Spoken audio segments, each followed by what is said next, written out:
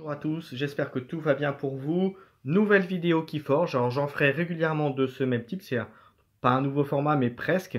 Je vais vous proposer régulièrement, vous montrer des decks avec une typologie, avec des petites combos à l'intérieur, des spécificités propres à une extension, à une maison, à ce genre de choses.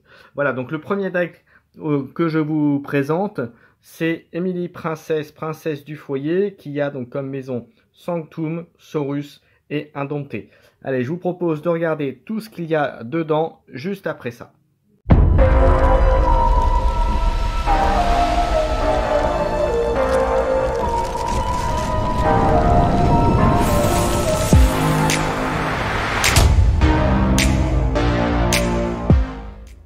Voir comment se composent ces trois maisons. Alors, on va regarder ça. Hop, comme d'habitude, comme c'est un deck sombre marée, et c'est un peu l'idée de vous montrer un petit peu tout ça, on va voir ça. Alors, on va commencer par la maison Saurus, avec une carte que vous connaissez, qui est en fait une réédition de ce qu'il y avait déjà dans World Collide et dans Mass Mutation, qui est Faust le Grand, donc voilà, assez classique. Les clés de votre adversaire coûtent +1 pour chaque créature alliée qui a de l'ombre sur elle, donc c'est plutôt fort, et surtout, puisque ça combote avec son effet d'entrée en jeu, jouer, vous pouvez exalter une créature alliée. Donc je rappelle ce que fait l'effet exalté. Exalté, ça veut dire que vous mettez une ombre sur la créature pour générer des fois des effets. Donc là en l'occurrence, faire en sorte que forger une clé à votre adversaire lui coûtera +1 puisque la créature que vous aurez exaltée permettra cela.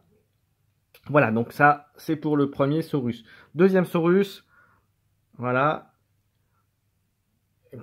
Donc le consul Primus qui, voyez, il donne à une autre carte le don de capture et surtout en moisson déplacer l'ombre d'une créature vers une autre créature. Donc ça c'est plutôt pas mal. Donc vous voyez, ça c'est assez classique. C'est du Saurus dans le texte comme on dirait. Ensuite on a le Medicus Lacus qui, lui, tant que la marée est haute, vous pouvez dépenser de l'ombre sur des créatures alliées comme s'ils étaient dans votre réserve. Donc c'est très fort. Et en plus vous voyez, il a un don d'ombre qui lui fait que ça va capturer. Et donc du coup, ces combos avec le reste des cartes qu'on a montré juste avant. Voilà. Celle qui fait que quand il y a de l'ombre sur elle, sur les créatures alliées, ça augmente le niveau des clés à forger. Et voilà, pareil avec l'effet moisson où vous pouvez répartir comme vous le souhaitez ou mettre sur les créatures que vous pouvez protéger. Donc Medicus Lacus, c'est plutôt très bien avec ce qu'on a vu avant. Autre carte qui est aussi très intéressante, c'est le Lapisaurus, donc une nouvelle carte qui est arrivée donc avec Sombre Marée, qui a 4 de force, 2 d'armure, qui a provocation, et surtout l'effet qui est intéressant, en plus du fait que ce soit provocation, c'est avant le combat, exalter cette créature. Donc exalter, comme je disais, ça va mettre une ombre sur la créature en question, et ben, si vous arrivez à la tuer concrètement, vous allez récupérer l'ombre, donc c'est tout bénéfice. Une carte aussi, donc là c'est une carte d'action, mission diplomatique, voilà le jeu de mots. Alpha, donc alpha, ça veut dire que c'est la première carte, premier effet que vous devez jouer à votre tour, sinon vous ne pouvez pas la jouer, ou en tout cas, vous ne pouvez pas la jouer, elle ne peut pas être considérée comme jouée, donc vous pouvez vous en défausser sans gagner vous avez l'ambre, l'ambre que vous rapporte cette carte. Alors, l'effet, qu'est-ce que ça fait? Ça vous dit que jouez au début de votre prochain tour, hein. Chaque créature gagne avant le combat, jusqu'au début de votre prochain, exalter cette créature. Donc voilà, donc ce qui permet de recréer encore de l'ombre sur votre créature et à nouveau de faire des combos avec ce qu'on a vu précédemment. Ensuite, on a la tribune de l'altruiste qui est donc une action et déplacer l'ombre d'une créature vers une autre créature. Donc voilà, ça c'est moyen, mais encore une fois, ça permet de modifier, de mettre l'ombre où vous voulez. Donc ça peut être combo, ça peut très bien être l'ombre d'une créature adverse sur votre créature à vous pour bénéficier de l'augmentation des clés, vous voyez par exemple, voilà. Ou alors de mettre l'ombre d'une de vos créatures vers une créature ennemie si vous savez que vous allez la tuer juste après par exemple. Et ainsi récupérer l'ombre collectée. Voilà, on continue. Une carte qui est arrivée avec aussi Sombre Marée, Décadence. Donc une carte à choix. Donc soit vous exaltez, redressez, utilisez cette créature, soit vous déplacez l'ombre d'une créature vers une autre créature. Donc généralement, souvent vous allez plutôt utiliser la première, puisque c'est en général ce qui est le plus efficace. Une carte qui est très forte, qui est ostracisée. Donc jouer, on perd une ombre et si vous le faites, on purge une créature. Donc ça c'est très fort. Donc purger, je rappelle, ça permet d'éliminer la créature complètement du jeu, ce qui fait qu'elle ne pourra pas être à nouveau repiochée ou ressortie dans la partie. Donc c'est voilà, c'est très très fort. Et ce n'est pas un effet détruit non plus, donc et ça évite un effet détruit aussi. Et voilà, et ça élimine vraiment la créature. La même chose, mais cette fois-ci, vous voyez, avec un don d'ambre. Voilà, donc pareil.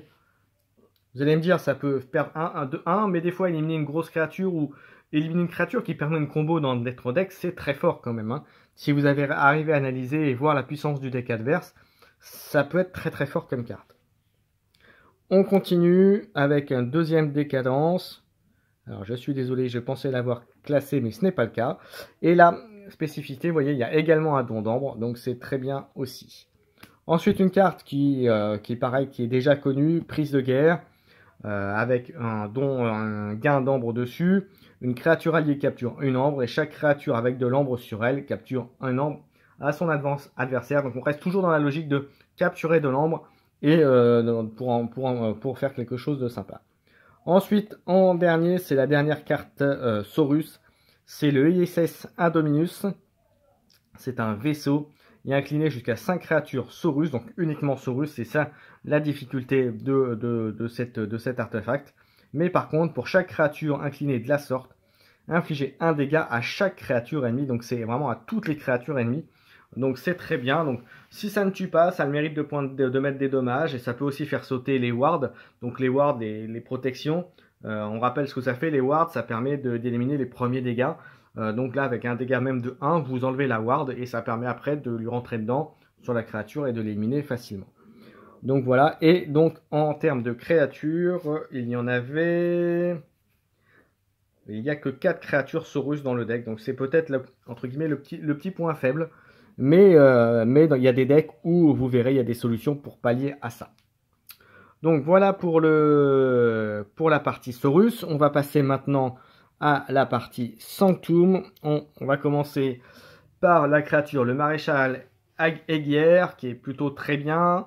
Parce que, bon, déjà, elle a 4 de force, 2 d'endurance, enfin 2 d'armure. Et surtout, en jouer combat, faites monter la marée. Donc ce qui est très fort avec les decks sombre marée. Donc voilà, bonne petite créature. On a ensuite le Lancelot du lac pour 3 qui, tant que la marée haute, gagne, chaque créature alliée gagne plus 2 en armure. Donc toutes les créatures, donc pas que lui. Donc ça c'est plutôt fort aussi.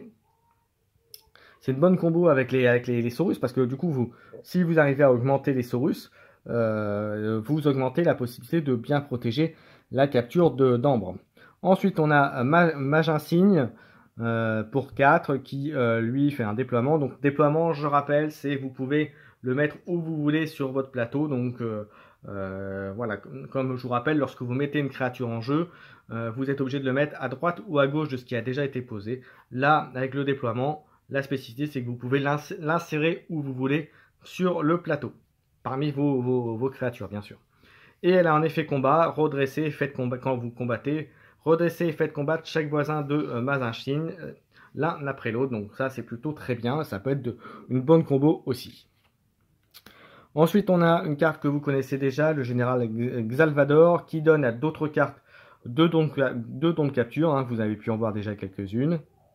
Voilà, 4-2, il arrive en 2 fois. Ensuite, une carte qui est très forte, notamment avec ce qu'on a vu juste avant, avec le vaisseau Saurus qui fait des dommages de 1. Et ben, c'est très fort parce que vous mettez, imagine, votre adversaire à 4 créatures. Vous avez fait un vaisseau Saurus avec les 4 créatures Saurus. Vous mettez un point de dégâts à tout le monde, même juste une créature, même un point de dégâts à tout le monde, à 4 créatures. Vous faites ça, ben boum, vous soignez le point de dégâts. Et comme vous avez réussi à soigner 4 points, ben vous gagnez 4 ambres. Donc ça peut être très fort. Et puis en plus, si vous en avez parmi vos créatures qui sont blessées, ben c'est pareil, vous soignez. Donc c'est plutôt très fort aussi pour gagner facilement de l'ambre. Et vous l'avez 2 fois. Donc vous voyez, il y a de quoi faire. Une carte après, il faut faire attention. Moi, je ne suis pas super fan parce que c'est très conditionné et très situationnel. C'est mêlée générale, ça porte bien son nom. C'est un effet joué, c'est une action donc.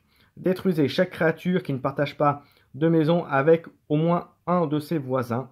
Donc attention à bien positionner vos créatures dans ce cas-là, si vous l'avez en main ou si ça arrive.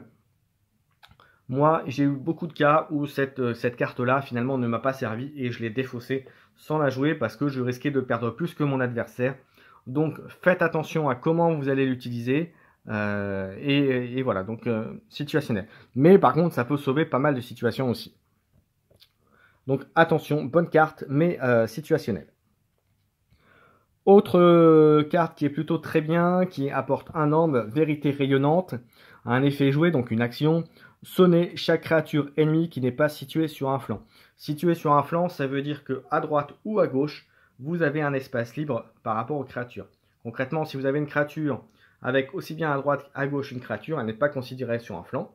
Par contre, si une créature, vous avez par exemple une créature sur la gauche mais pas sur la droite, elle est sur le flanc parce que sur la droite, elle a un emplacement libre pour pouvoir justement poser une autre créature.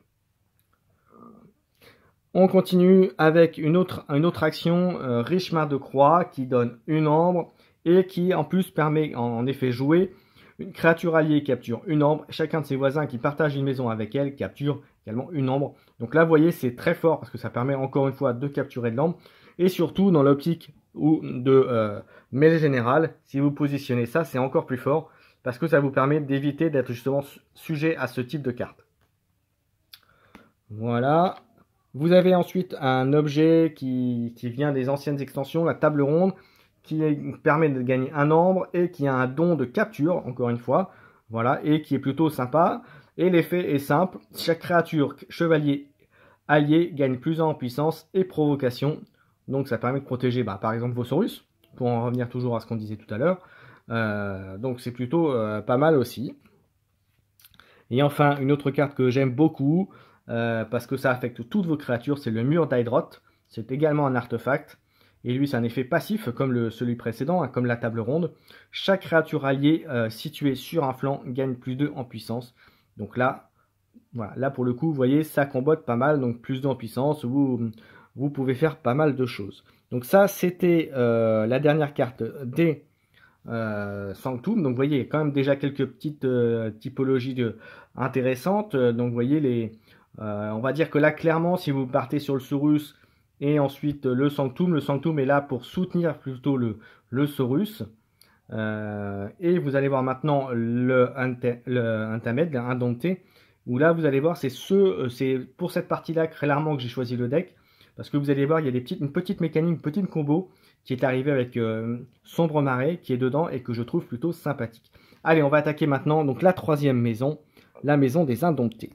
Alors la première carte, qui est très forte,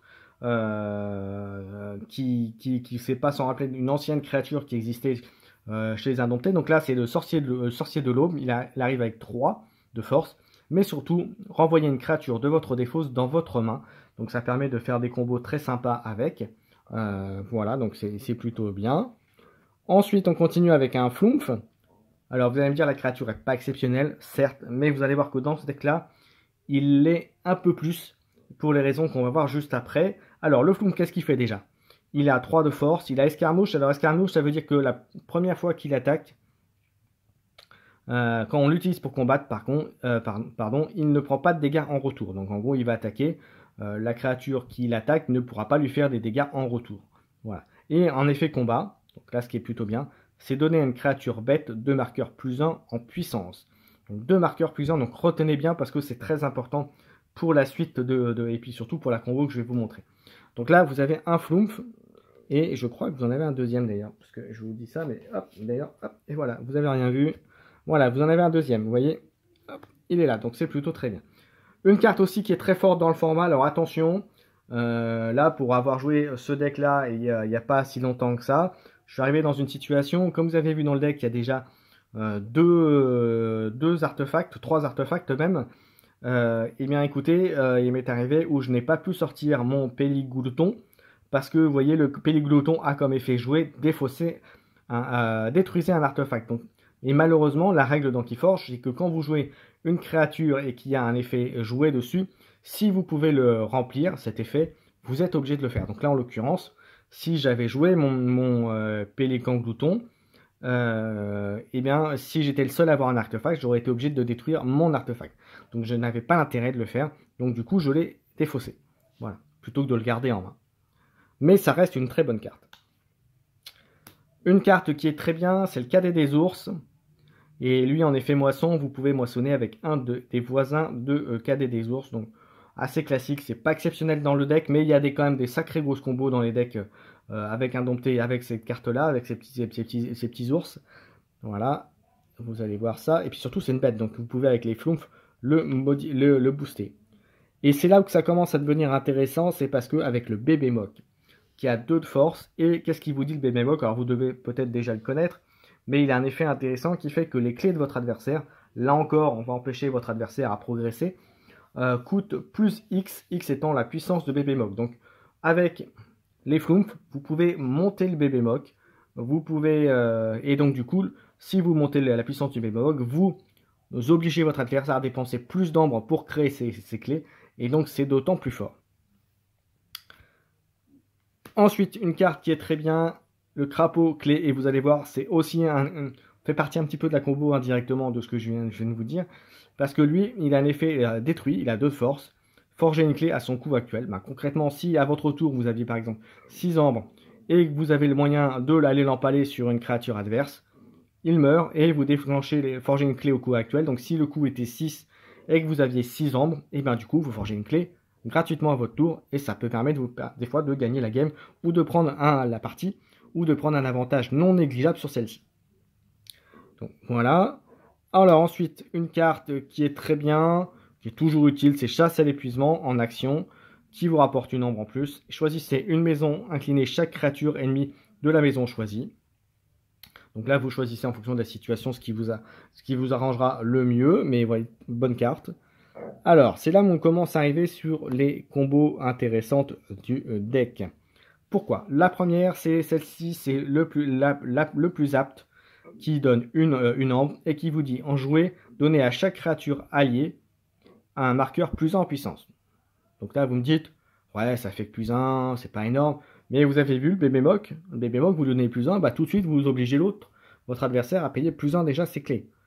Donc, c'est pareil, sur les Saurus, vous pouvez les booster et lui leur donner plus de puissance, pour être encore plus difficile si vous avez capturé de l'ambre. Donc vous voyez, il y a des choses pas mal. Ensuite, on a une autre carte qui est pas mal et qui en plus a un effet de capture, à nouveau, vous voyez. Moissonner ou semer, qui est une carte d'action, un choix, comme c'est arrivé avec Sombre Marée. Le premier, c'est redresser et moissonner avec une créature alliée. Ouais, c'est pas mal, mais dans ce deck-là, le plus intéressant, c'est ce qui vient juste après. Enfin, souvent, dans ce deck-là en tout cas. C'est donner 3 marqueurs +1 en puissance à des créatures en les répartissant comme vous le souhaitez. Donc là, c'est plutôt très très fort. Là encore, je prends l'exemple du bébé mock. Boum, si vous avez envie, vous mettez 3 compteurs sur +1 sur le bébé mock, qui passe à 5. Et donc du coup, forger les clés coûtera +5 à votre adversaire. Donc vous voyez, il y a des bonnes choses à faire. Mais ce n'est pas terminé. Voilà où je veux en venir. Vous avez ça qui est très très fort. C'est la combo, une très bonne combo dans la mesure où, voilà. Donc déjà, ça vous rapporte une ombre, ça c'est clair. Mais surtout, en effet joué, c'est retirer jusqu'à 3 marqueurs +1 en puissance d'une créature. Donc imaginez, vous avez mis 3 sur le bébé mock. Hop, vous retirez 3, vous gagnez 3 d'ambre. Donc si on enlève les 3 d'ambre plus celles données par la carte, vous êtes déjà à +4 dans votre tour. Donc c'est plutôt très très fort. Donc c'est une bonne combinaison. Alors n'hésitez pas en commentaire de la vidéo de me dire ce que vous en pensez. Hein. Si je me trompe complètement, si c'est idiot, si vous l'auriez fait autrement, ainsi de suite. Donc n'hésitez pas. S'il y a un type de deck que vous voulez que je montre et que j'analyse aussi, n'hésitez pas aussi. J'essaierai de vous trouver ça et d'en parler avec vous. Donc voilà, donc ça pour ça je vous l'ai montré. Et puis la dernière, pour la cerise sur le gâteau, c'est la grotte édentée, parce que à la fin, déjà elle vous rapporte une ombre, mais surtout à la fin de votre tour, détruisez la créature la moins puissante. Et ce qui est bien aussi, c'est que je vous rappelle que vous aviez le glouton, la créature qui détruit un artefact en jeu, voilà celui-ci. C'est que si jamais elle vous embête de trop, vous l'éliminez, hein, en jouant ça, vous l'éliminez la grotte édentée et c'est fini. Mais surtout là où c'est fort, c'est la combo avec le crapaud clé. Parce que imaginez, vous avez gagné des jetons +1, vous les avez éliminés pour gagner de l'ambre, vous êtes à 6 ambres, vous mettez votre crapaud clé, et souvent, en fin de tour, vous allez éliminer le crapaud clé, et donc forger votre clé, et votre adversaire ne pourra rien faire. Donc vous voyez, et c'est ce que je voulais vous montrer dans ce deck-là. Voilà, bah, écoutez, on a fait le tour de Emily Princesse, princesse du foyer, que je trouve un deck plutôt intéressant, rigolo. Il n'est pas non plus ultra exceptionnel, mais il y a des bons petits trucs, il y a des bonnes combos. Je sais pas ce que vous en pensez vous. N'hésitez pas à mettre vos commentaires, dire ce que vous en pensez. Et puis voilà, puis si vous avez aimé, ben, un petit pouce bleu, un petit abonnement si vous n'étiez pas abonné à la chaîne. Et puis je vous donne rendez-vous bientôt pour une autre analyse de deck. Et donc bien sûr ce sera du deck sombre marée hein, principalement. Mais encore une fois, s'il y a du contenu que vous désiriez voir spécifiquement pour Keyforge, n'hésitez pas à me le dire. Si vous voulez que je fasse une vidéo sur une tentative contre le Keykraken, n'hésitez pas à me dire non plus. Et puis voilà, ben, j'ai dit forgez bien vos clés. Et puis rendez-vous bientôt pour une nouvelle analyse de deck ou un autre contenu Keyforge. Voilà, ciao ciao.